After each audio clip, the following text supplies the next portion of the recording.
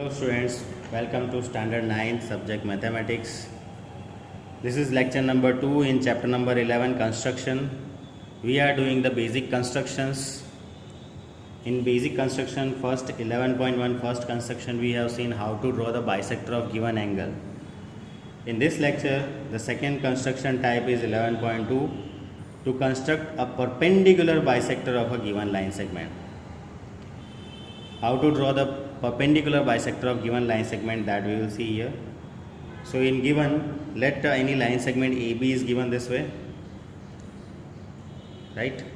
AB is line segment given. What to do with this? We have to construct a perpendicular bisector of AB. This line segment AB is given, we have to draw perpendicular bisector on it.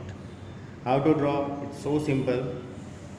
Steps are there, you can use it, and by that we will draw here how to draw the perpendicular bisector of the given line segment. So taking A and B as centers means first you take center as A and then you will take center as B. So first we are taking center as A, means the rounder point we have to put on A, that is called the center as A taken, and radius how much we have to take? More than half of AB. This is AB, this will be somewhat half of it, and more than that means you can understand this is more than half of AB. I have taken the length. Pencil point and rounder point distance is more than half of AB, that is called the radius. So more than half AB radius taken, and center as A first I have taken. Now what to do? Draw the arcs on the both the side of the line segment AB. This is the line segment AB. Is two sides are above the AB and below the AB. On both the side we have to draw the arcs. So how? Let's see this way. This side one arc, above side and below side also. Both the side drawn arc, taking the center as A and taking the radius as more than half of AB. Now the same thing we have to do from the B side also, taking the center as B now, this way, and the same radius as we have taken, more than half length. Don't change the radius once we have taken more than half of AB. And now intersect the two given previously drawn arcs, up and down both the side. Intersect both the arcs.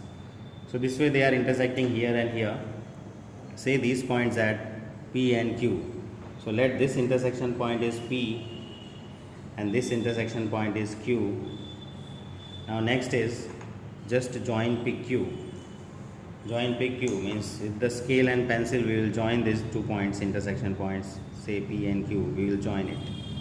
This way you join it, this line PQ, and let PQ is intersecting AB at the point M. This line PQ is intersecting AB at point, some point, say this point as M, name M. Thus line PMQ is required perpendicular bisector of AB.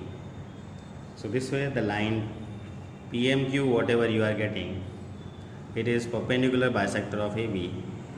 That is called, this line PQ is bisecting the AB in two equal parts. You can say M is the midpoint of AB also because of perpendicular bisector, and this angle will be of 90 degree also. So it is perpendicular, and because M point is midpoint, it is bisected by M. So you can say M is the midpoint of AB also. To get anywhere the midpoint of the line segment, we will draw the perpendicular bisector, we can get the midpoint also. To get the midpoint also, this construction is very important of any line segment. And to get 90 degree also, this is also important. On the any ray or line segment, 90 degree angle we can get by this. So two purposes are solved here. One, when we want a 90 degree, then also we can draw the perpendicular bisector. If we want a midpoint, then also we can draw the perpendicular bisector. So it is very useful construction. We will use it in next coming constructions. Thank you.